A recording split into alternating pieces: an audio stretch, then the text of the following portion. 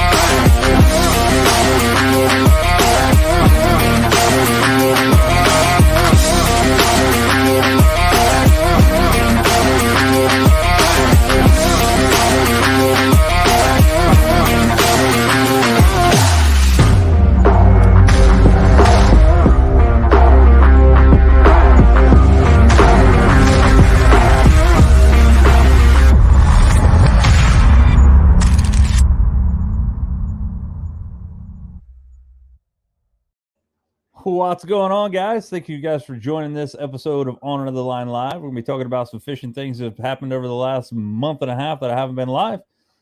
Just about fishing my rear end off is the reason I haven't been live on Tuesdays and trying to get things squared away with a lot of stuff that's going on. So anyway, first and foremost, thank you guys for joining this episode of On Another Line Live. It's been about a month and a half since we've been live consistently. In the summer times, you guys know that it's not very consistent that I'm on live because of fishing and all that other stuff.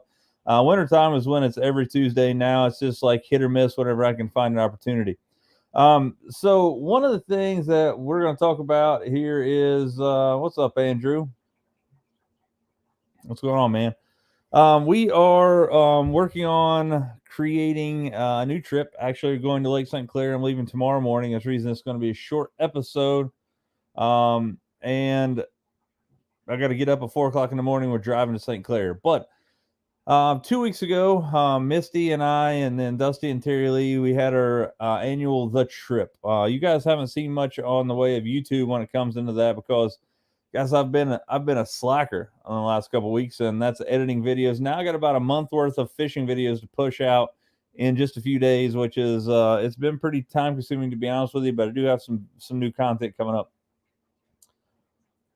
Hey, yeah, Andrew, those rods that the students built were pretty daggone amazing. Mudhole hooked us up with a great price with a bunch of stuff. We ended up building 18 fishing rods, I think, with the staff and students at the school. And what's up, Gav? Awesome, man. How'd you do? I am again. We're leaving. Jeff, I saw some of your guys' pictures. Look like you guys found some. We're going to go up and try to find some new fish. 2 weeks ago, we found a lot of fish. It wasn't near the trip that Kyle and I had in the spring. Kyle and I went in April and absolutely had the best fishing trip I've ever had in my entire life. Hands down. I've caught some big fish in my life, but I've never caught that amount of big fish in that amount of time. We're there 2.5 days. Caught 156 smallmouth, which in Lake St. Clair days, 156 smallmouth in 2.5 days is not that great. But we caught 40 that were over 4 pounds, 7 that were over 5 pounds, and one of them that was 5 pounds, 15 ounces. And then this past 2 weeks ago, we went up and I've never seen so much grass in Lake St. Clair in my life. I've been going there for the last 8 or 9 years, and it's been, it's business as usual there. Pretty much simplistically, you can go anywhere of these 10 spots that I know of and catch fish, depending on where they're at. But I'd never seen grass like this. I'm talking like half a mile away from the bank, grass to the surface in certain areas, which was, it really changed the outlook of how I wanted to fish. It really changed the outlook of where I thought the fish were going to be. Fish were still bedding 2 weeks ago, which is crazy to me. Water temperature is 75 degrees when we left. I can't believe those smallmouth were still bedding. I still have don't know why. There was also a big bug hatch when we were there. There was a lot of midges that were actually hatching. There was a few mayflies, but we found a pattern that was absolute fire, man. We were throwing crankbaits, as you guys know, the Type R, the Little John, the Spro Little John Type R. The Type R means it's a rattling one. It will. It is absolutely one of my favorite crankbaits on the planet. But we were finding that we could throw those crankbaits over that grass and get bit. Now, with that being said, there's only so many areas in that situation where we could throw those crankbaits and get bit, because those crankbaits are diving 3 to 5 foot, and some areas that grass was to the surface, so it was just impossible to throw. So we started throwing swim baits, started catching them on those. Misty ended up catching several big fish on a Berkeley Max Scent Little General, and it's a weird color. It's like blue holographic black something. It's weird. It's just a blue and silver bait, in my opinion. She caught some pretty good fish.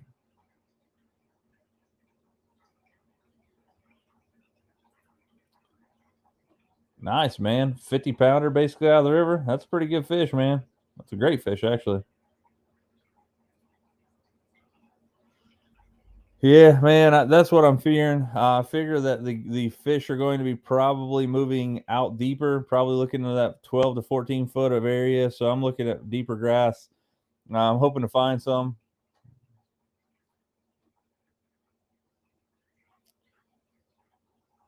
Yeah, so Sean or Deanna, she donated the 100% of all that stuff. She donated enough to build rods for years to come. Man, the biggest expense was building or having the rods, or the stuff to build the rods, the wrappers, the dryers, all the thread, all the stuff that takes to build rods. She bought all that stuff to build 20 rods. The rods at this point now, at the educational expense, is going to be about $30 a rod. So with her, helping us out, it did help us secure being able to build fishing rods for years to come with kids. $25 a pop. That's nothing compared to what she ended up donating. I think it was right at $1,800. So definitely want to give a shout out to Deanna Holiday. She was super, super. She was like, was one of the most key aspects of us actually doing this. I saw her in a meeting one day, and she asked me, Tyler, you build all these things. How come you're not building fishing rods with students? And we laughed about it. And I was like, I've never thought about it. And then luck would have it, that night somebody tagged me in a video that Mudhole Tackle had posted on YouTube about how they have an educational side of things, and it's a lot cheaper to get into the rod building realm. So it turned out amazing, man. We had some kids that, like Dean Mater, my boss, come in one day when we were working on these things. He's like, "This is the most engaged I've seen students probably this entire year on a project." I come in here, everybody was head down working, nobody was goofing off. It was straight to business, and he was 100% right. We done a really good job. Everything was good.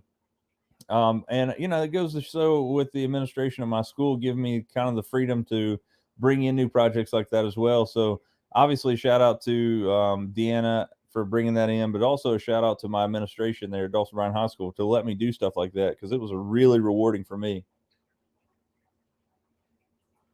Yeah, the MLF pros will be there this week. Hopefully, they're not fishing where I am, but it's a big lake. There's plenty of room.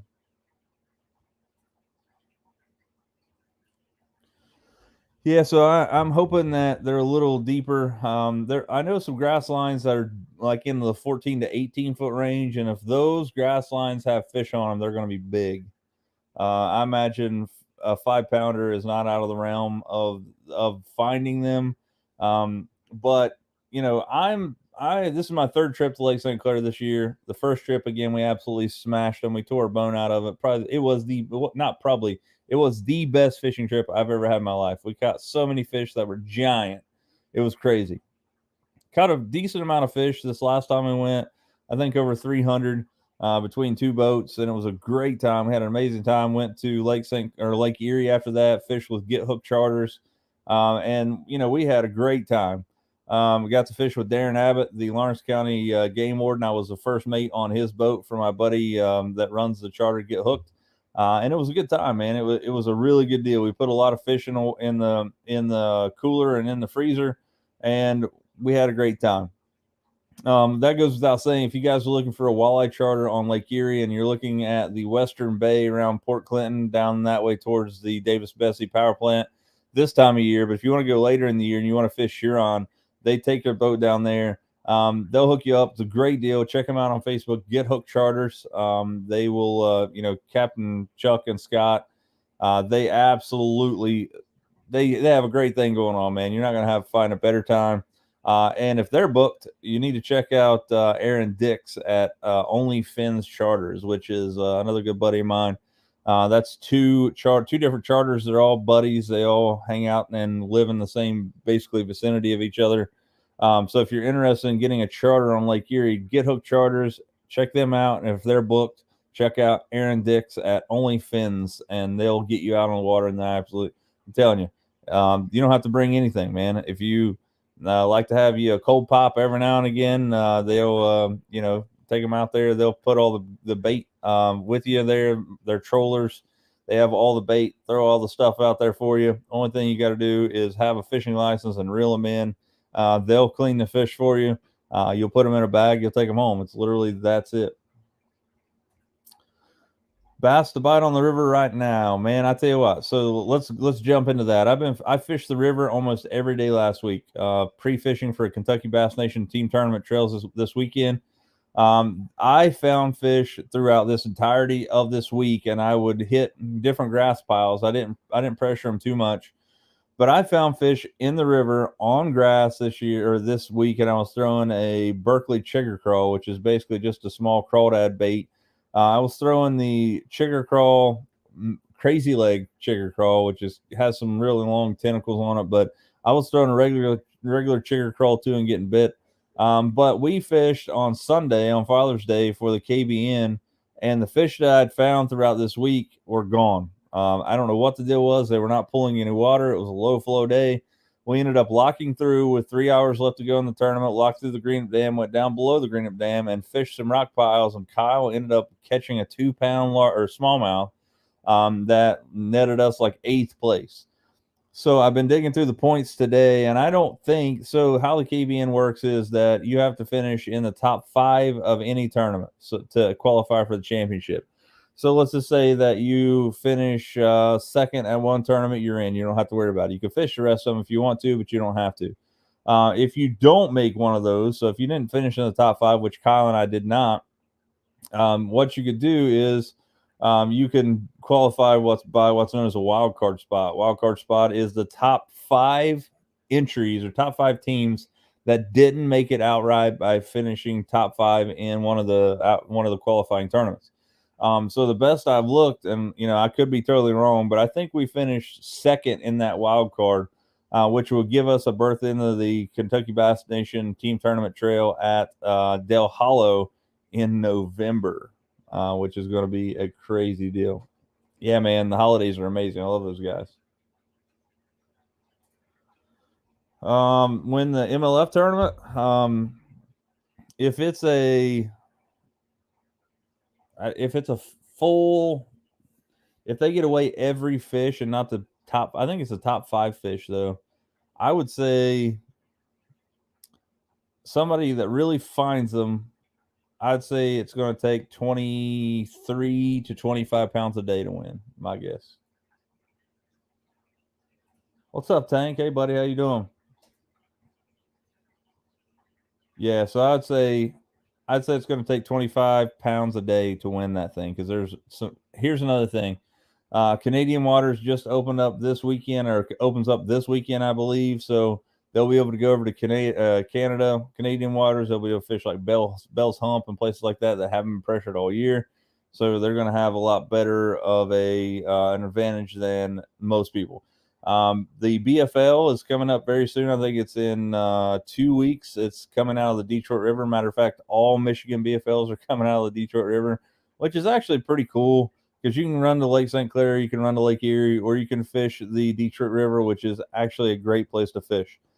Kyle found one little spot on the Detroit River that held I think him and his co-angler, they both weighed in like 20 plus pounds of fish off of one little, I'm talking like 100-yard stretch of bank, which is really daggone cool. Maybe, again, keep in mind Canadian water is, yeah, they could run to Erie too. But I think that, Canadian water is up into availability to fish. So could be where it's at. So going back to last trip to Lake St. Clair, the best baits that I had to fish there, again, 2 weeks ago, was, again, the Spro Little John Type R. Absolutely phenomenal crankbait. Citrus shad worked really well. Homemade shad was really good. Couldn't get them to bite. The Rayburn Red, it was all shad collared, shad pattern stuff. I was throwing a Kitech, 4-inch Kitech, getting bit there pretty well. Again, Ned rigs, if you're going fishing for smallmouth, you might as well get you a Ned rig. I did find that I was super thankful that I managed to pack some weedless Neds. So I have a mold from Do It Molds. It's called a weedless Midwest Finesse jig, and it's a weedless Ned rig basically. Has a let's see. So I think there's only one style of hook you can get to that from that, but I throw a quarter ounce Ned rig no matter what. I love a heavier Ned rig. I like to feel the bottom. I want it to be directly on the bottom. I feel like you have a better chance to catch your fish that way. We were fishing grass. Grass was really, really, really thick, as Jeff was talking about there a second ago. So I was throwing a regular Ned rig with my hook exposed, and I was getting snagged up on every single cast. So I looked at my box. Luckily, I did have some of those weedless Midwest Finesse jigs on there. I tied it on, put a Copper Truce TRD on there, and absolutely started catching fish. Misty was throwing, again, that Berkley Maxent Little General, and catching some fish. The biggest fish we caught 2 weeks ago was I caught 2 fish. One was like 4.8. The other one was like 4.12. 4.12, I think, was the biggest fish we caught all of the 4 days we were there. Again, I couldn't believe that some of the fish were still bedding, and Jeff had just got back and said that there's some fish there bedding too, which is pretty crazy. It's pretty amazing.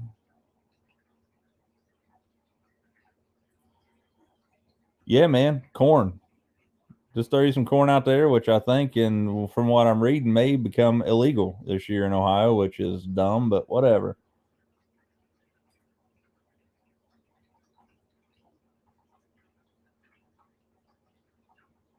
Yeah. So I used to throw a regular Ned rig with the hook exposed in Lake St. Clair, because normally, like I said, this year, Worm, if you haven't been there, man, I'm telling you, this year has changed the game for me. So the white tent that everybody knows about, which is a Memorial Park, I think is what it's called. I catch fish from there. Let's just say from that Memorial Park tent out to maybe half a mile from that thing is like 8 foot, and there's some rock piles and stuff in there. But I'm talking from that white tent a half a mile out. Those rock piles obviously are still there, but I'm talking grass to the surface, man, like 6 inches or 6 inches from the surface all the way to that white tent. And you will find these like sandy patches where it wasn't growing, and you could catch fish on there. Or if you found something that would actually come across that grass, you could catch them. I did run across a new bait the other day, and I've been talking about it for a while. But I think I showed it on the last video that I was at, or that I talked about. And it's the Jackal Daracoop, which is a tail spinner. Let's see if I can bring this thing up for you. I found a new way to fish this bait that I'd never thought of. So here is the Jackall Daracoup. This is nothing more than a lead weight, basically, with an eye on it. It's kind of almost like a Silver Buddy, but way smaller. This looks big on the screen right now, but this little blade right here is basically the same size as a Colorado blade on like a 1/4 ounce buzzbait. This is a really small bait. I'm talking like it's probably an inch long, inch and a half long max. But this bait right here, one of the cool things that it let me do was throw this thing out, rip it through the grass, and keep this thing above the grass. It was amazing how easily I could keep this thing above the grass. Now, again, I want you to think about this thing as just a big chunk of lead. I threw a 1/2 ounce, big chunk of lead with the spinner on the back of it. And the cool thing about this is that blade on the back actually has a fair amount of drag to it. So when you're reeling it, so if you think about a Silver Buddy or something, you throw it and you really have to reel that thing to keep it fluttering. This thing right here, man, if you just kept tension on the line, it would basically stay in the same water column that it was at, and it would just stay right above that grass and actually just get absolutely crushed. Downfall of this bait, the only downfall that I saw, and it could be for the fact that I was using too heavy of a rod, I broke 2 of these hooks, like not 2 of the little points off of a treble hook. I'm talking I broke 2 full treble hooks. I caught so many fish I was having to put these new treble hooks and stuff on, which is not a big deal. But if you're throwing these things, you might want to throw it on a lighter action rod than I was throwing it on. I was throwing it on a spinning rod. I was throwing it on an 872 JWR NRX Plus spinning rod. It was perfect for that. Probably need a little bit more tip, probably to keep from breaking those hooks off, especially if you're talking about smallmouth. But this is going to give me another, bait in my arsenal to fish finesse. I don't think that this is going to be so much of a power fishing technique as it is finesse, because again, you don't have to reel this thing super hard to get it to stay in the same water column that you want it to. If you cast it out and let it sink, obviously it's going to the bottom because it's a 1/2 ounce of lead. But you can actually reel it, and when you reel it, it comes in on basically the same horizontal path that that you brought it up from. And it depends on how high you're holding the rod or whatever. But that was a really cool bait that I caught some fish on.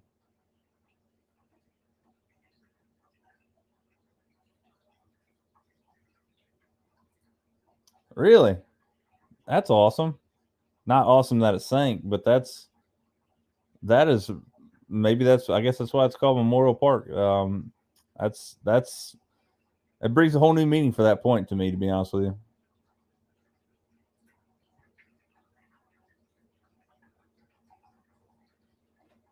Yep, for sure. That's a great spot there, Jeff.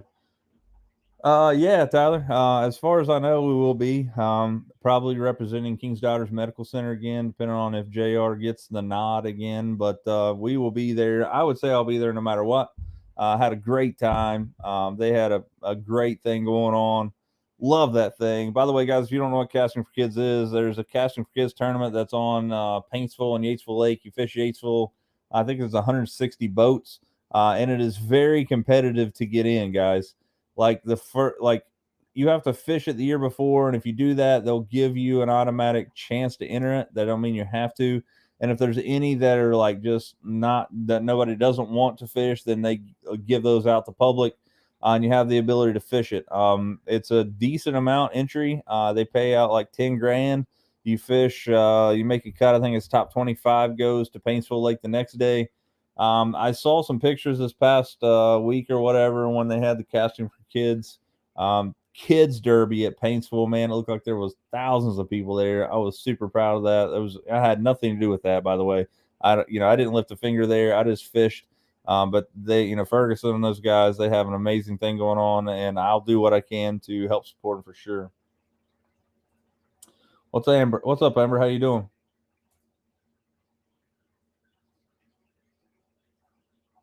Oh, you know what they say? BOAT, bust out another 1,000. That's the way it goes, man.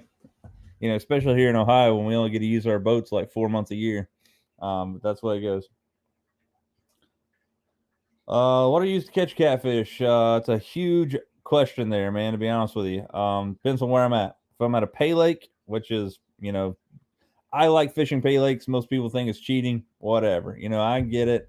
It is kind of like shooting fish in a barrel. But I go fishing with some of my, closest buddies, and we have a great day and a great time. If I'm fishing Pay Lakes, my favorite bait is a goldfish. It's weird, but I like goldfish. I just catch a lot of them. Bluegill really work really well.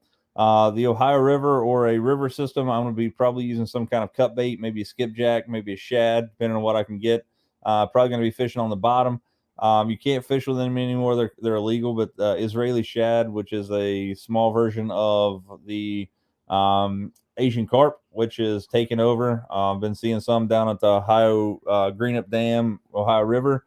I think they're big head carp from what I'm doing research, looking at the pictures. I think they're big head carp and not Asian carp, but I'm not a wildlife biologist. But if I'm going to go catfishing for any kind of catfish anywhere, man, I think I have to go back to the old chicken liver. I think chicken liver is a good bait all around for catfish.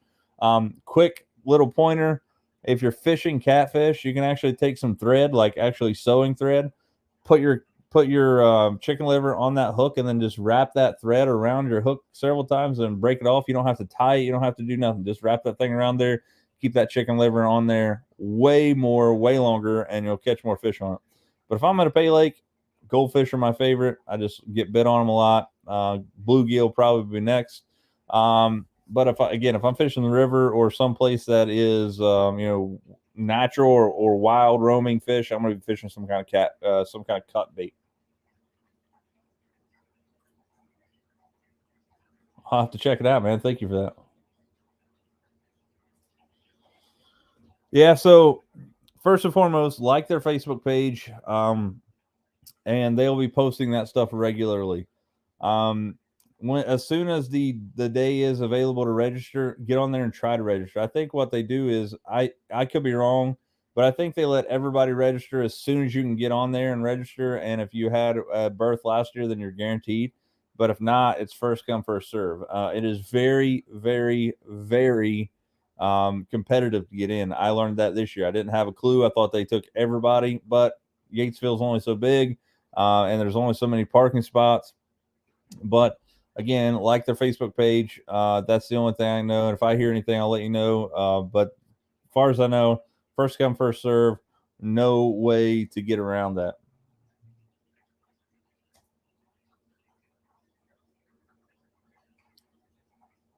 Yeah, I agree. Creek chubs are really good baits too, but creek chubs are few and far between anymore. It's weird how, like, I used to be when I was a kid. You could set a minnow trap and you get 100 of them in one minnow trap. Now you may get 3 or 4, and I've set, in some of the biggest holes ever.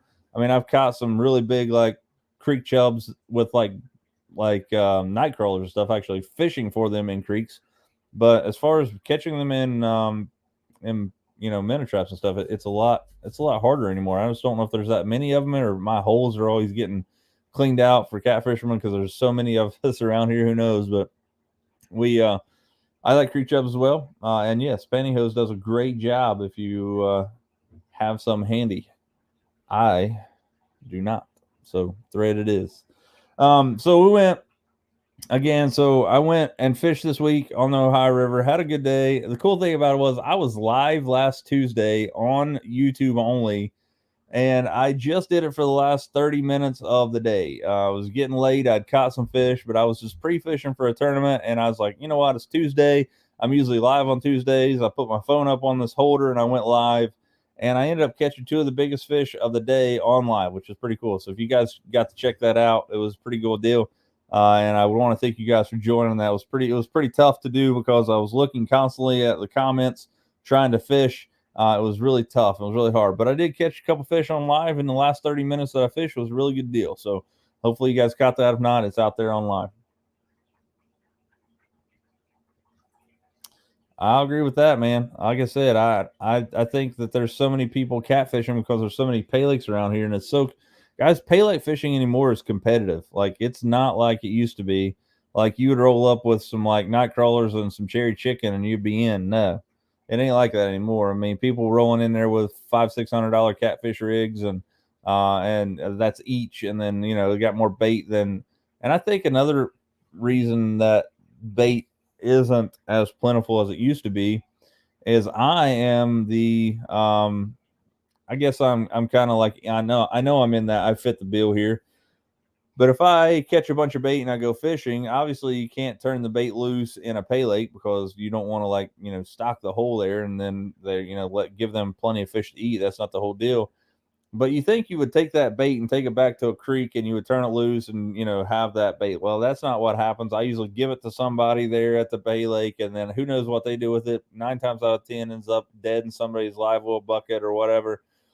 So this is probably a reason why a lot of that catfishing stuff, is becoming more and more hard to get. There was 2 ponds behind my mother's house when I was a kid, and I could guarantee you that there's about 20 people that I know that could vouch for this story. I used to fish those ponds every day that I possibly could. I'm talking like 3 to 4 days a week. We would walk down there and fish those ponds. We never took any bluegill out of there, but there was 2 ponds behind my mom's house that you could go back in there, and I swear the fish were so hungry you could drop a golden Aberdeen hook in the water and they would eat it. And I'm talking, man, you could catch bluegill until you got tired of catching bluegill. I'm talking 500-600 a day. Obviously throwing them back, and they weren't giant; they were perfect bluegill bait. But now I went back in there to try to catch some bait a couple weeks ago. I took wax worms, which are my favorite brim bait on the planet, and I couldn't even get a freaking bite. Not one bite. They had cleaned them out so bad that there's not even enough spawn in there to actually, or not enough fish in there to have a spawn and actually procreate. It was crazy. And I think that's what happens anymore. I think there's, catfishing and pay lakes is I'm not knocking it, guys. I do it myself. I just think that, there's only so many creeks around. There's only so many holes around, and especially those around catfish lakes, they just get hammered. But yeah, I agree with you. Went to again fish the river this week. Caught some fish. We ended up finishing like 8th in the KBN. Kyle caught that 2-pounder, blocked through the dam. Came back again. I think we did qualify for the championship. I won't know until later this week when they actually post the points.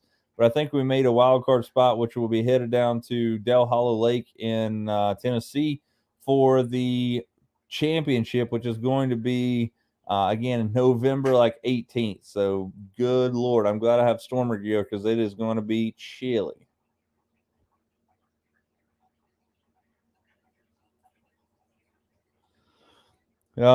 Chase Hall actually messaged me today about going out to Shorty's this week or somewhere, and I told him I would go, but I am not going to be in town this week, so it'll have to be next week. So if you want to go, get a hold of Chase. He'll give you the details. I don't know when it's going to be. I'm not going to be in town until Sunday night. I'm leaving tomorrow at 4:00 in the morning, going to Lake St. Clair for the 3rd trip this time. I think you guys, I'm from Southern Ohio, if you don't know that, so it's about a 5.5-hour trip for me.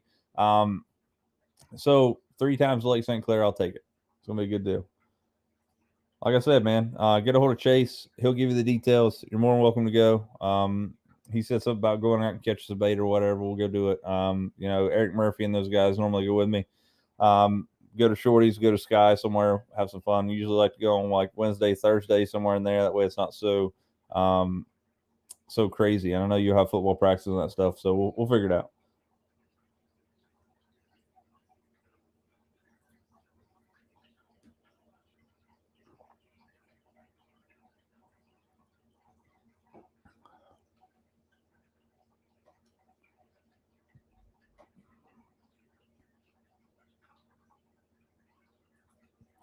Yeah.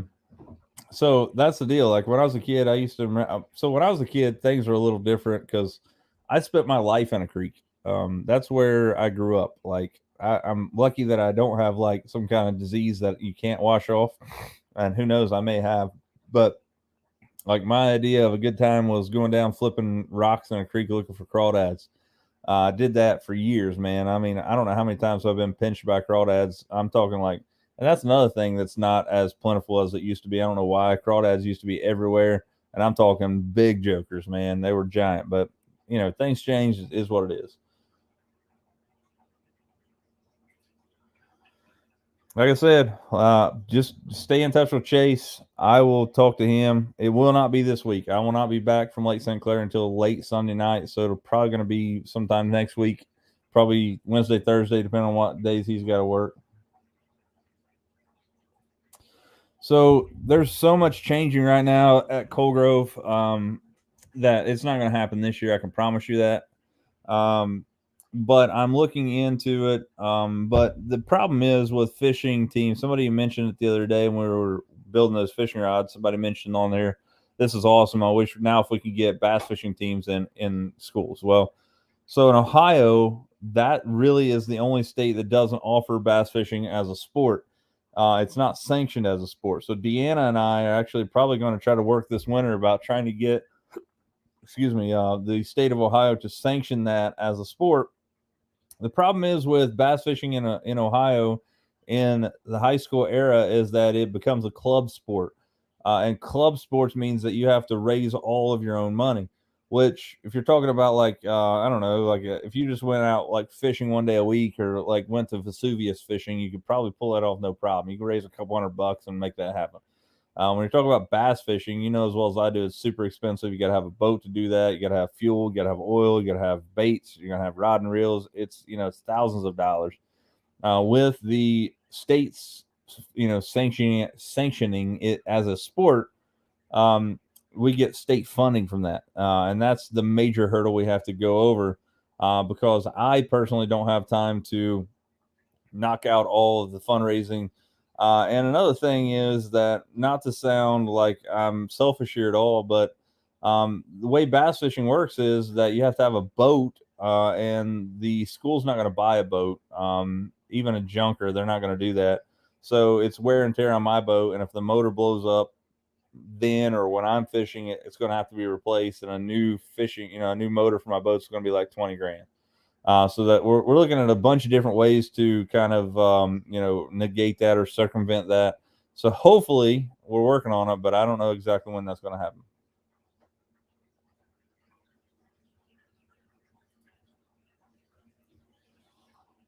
Yeah. So man, were you out, Wayne, or were you way out, Wayne?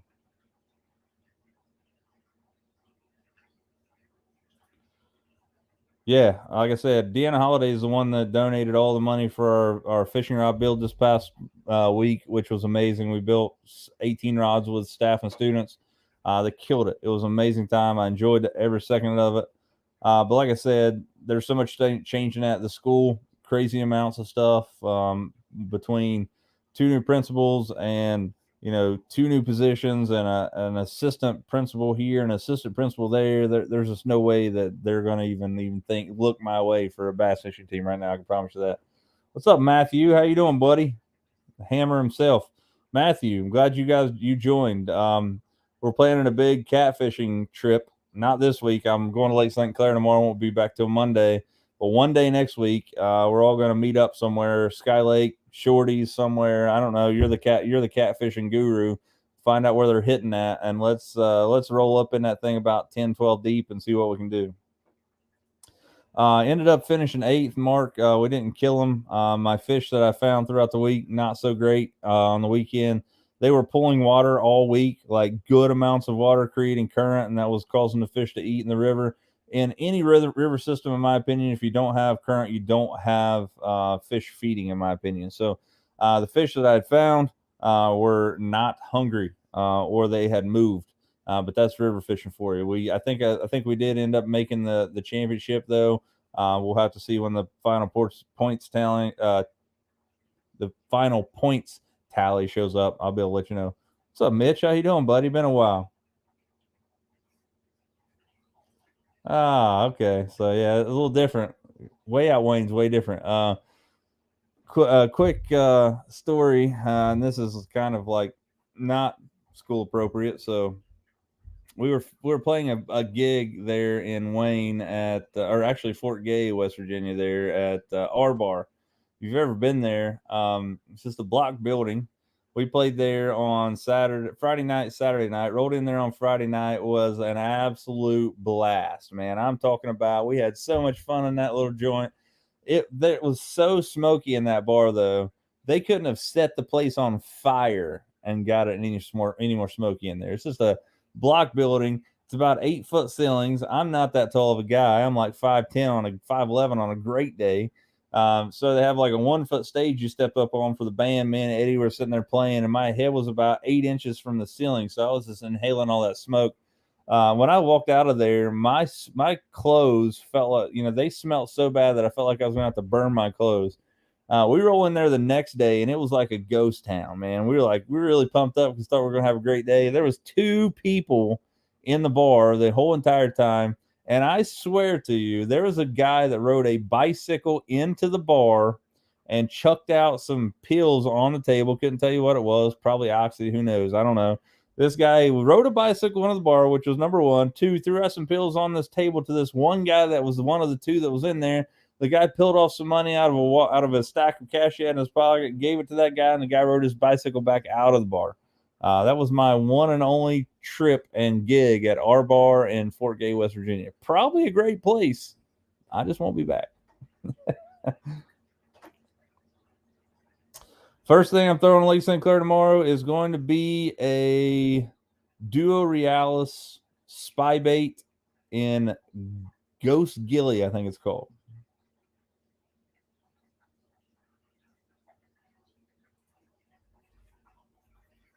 Sounds good, buddy.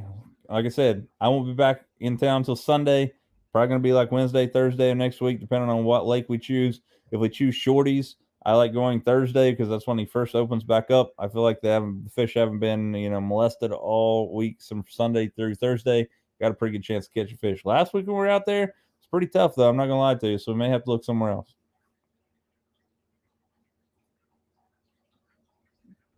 Yeah, of course, man. That's what I do.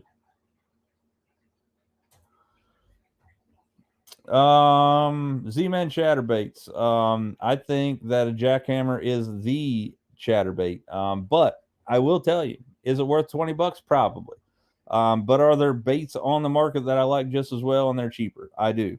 I think that the only reason I would throw a jackhammer, there's a couple different reasons. The jackhammer has a little bit of a different action. The hook is sharper. I think my favorite chatterbait, and we'll say chatterbait loosely because you can't really call it a chatterbait because that's a Z-Man exclusive. We'll say a vibrating jig. I like the Berkeley slobber knocker a lot. I just like the way the blade attaches to the eye of the hook. Way cheaper, does have some great action to it. But do I believe jackhammers are worth the $20? I do. But I do not fish them enough to pay the $20. I do buy jackhammer fire crawls because I think that they have a little bit better action. They hunt a little better. It always depends on what kind of rod and reel you're throwing it on. The rod does make a difference. I like throwing it on. I actually have a Loomis IMX Pro bladed jig rod. I think it's an 866. I could be wrong. I have to look. 840, 845. I don't know what it is, to be honest with you. It's IMX Pro bladed jig rod. It's the bigger of the 2. It's the heavier of the 2 that they make. I really like it. And the line makes a lot of difference. Definitely don't want to throw it on braid. You're not going to get into that hunting action that you want. Copolymer or a not monofilament, in my opinion, throw that away. Or throw that out for using that. Going to be fluorocarbon or a copolymer. I would choose fluorocarbon between both of those. It's a true story, man. I'm 100%. And like, I can't. Next time I see you, I'll tell you the whole story because I left way more of those details out. But it was crazy, man. That place is nice.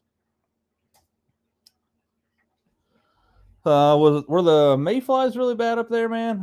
Somebody said the mayflies are really bad, or they started hatching again. Again, when I was up there 2 weeks ago, the midges were hatching out. Luckily, I'm super glad those things don't bite you because, man, they were everywhere. They had everything I owned covered.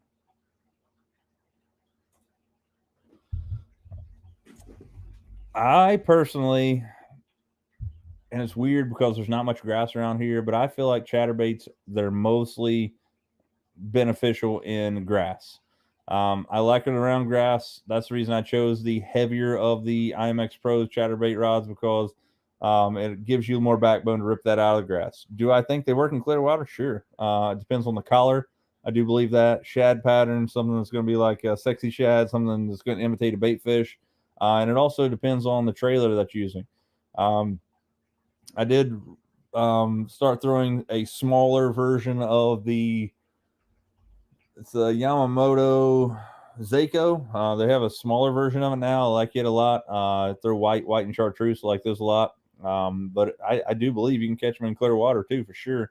I do believe you're probably going to have a better chance if the water's stained or, if it's colder clear water. I think you get smashed on it.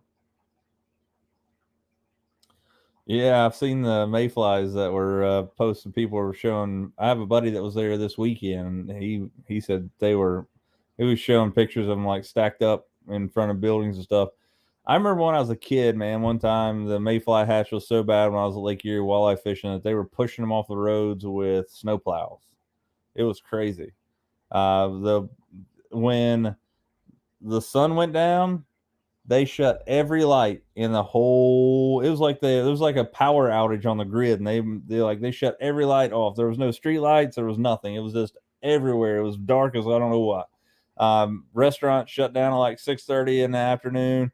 If it was dark, the mayflies are out. And that's another thing that I'm glad it doesn't bite you, because those jokers get thick.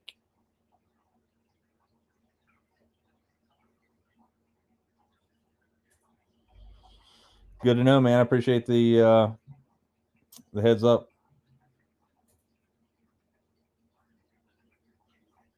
We'll do it, buddy. Just get a hold of me. Shoot me a message on here. I'd love to come down there and learn the Meldal pool. I fish Maysville a lot. Just got off there a month ago, actually. Ran 36 miles from Maysville to the Kinnickinnick Creek and blanked and drove all the way back to Cabin Creek and ended up catching one 12-inch fish to weigh in for our only keeper of the day. Well, hopefully it doesn't happen. We're up there. So I'll tell you what, guys, it's been about 45 minutes on here, and I'm going to hop off here, and I'm going to go to bed, and I'm going to go to Lake St. Clair. Now, here's what's going to happen. I am going to be posting a video a day on Lake St. Clair. So tomorrow we'll fish. I will be releasing that video that day. Thursday we'll fish. I'll be releasing that video that day. I'm going to keep up with those things, so you'll be able to see live day by day what we're catching. And also, I'm going to try to go live while we're on the boat if we start catching a lot of fish. So just to have something fun to do. I do appreciate your guys' support out there. If you guys have not went over and subscribed to my YouTube channel, again, same channel, youtube.com/on another line. I appreciate it. I had a goal of 6,000 subscribers this year. Then I botched that by not doing anything, productive for the last couple of months. So that's on me. Let's see what my subscriber count is right now, according to the old cell phone.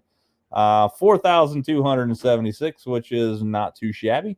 I'll take it. We're growing every day. So I appreciate it. If you guys haven't went over subscribed, I appreciate it. You guys are going to see some videos coming from Lake St. Clair, some pictures and things. And hopefully we go out there and smash them and you guys see some videos. But whether or not we catch them or not, you're going to see videos every day of the trip, as well as some other stuff coming up as far as content goes.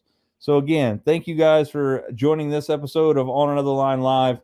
You guys know the routine. If you guys can, get out there and lean on them. We'll see you next time on Another Line.